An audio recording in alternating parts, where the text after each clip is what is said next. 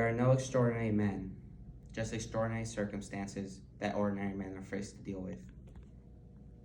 One of these ordinary men I'd like to tell you about today is Sir Winston Churchill.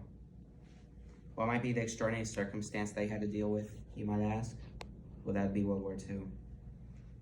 Early in the war, Great Britain had their backs against the wall, with most of their forces being driven out of Europe and the continuous bombing of England. Many people started to lose hope. Talks of surrender were coming about the British government until one man gave one speech that would have changed your mind. On June 4th, 1940, when talks of surrender plagued the House of Commons, Winston Churchill took a stand and gave his most famous speech. In this speech, he said, "We shall find the beaches, we shall find the landing grounds. We shall fight in the fields and in the streets. We shall fight in the hills. We shall never surrender." These strong words of optimism are what gave the rest of the House of Commons confidence in that they can keep fighting and that they should not submit to Hitler's evil rule. According to Churchill's secretary, Jacques Colville, Churchill's speech was a magnificent oration that obviously moved the House. Churchill not only had a strong message, but the manner in which he delivered his message was strong too. Churchill's speech was not recorded, many eyewitnesses were present at the event, one of those being Edward R. Murrow. Edward R. Murrow stated that Churchill was eloquent and oratorical and used magnificent English.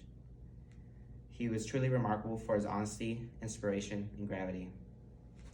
Had Churchill not given this speech, and Great Britain gave in to Hitler's demands, thousands of Jews that reside in the UK would soon be prosecuted and systematically executed in the Holocaust.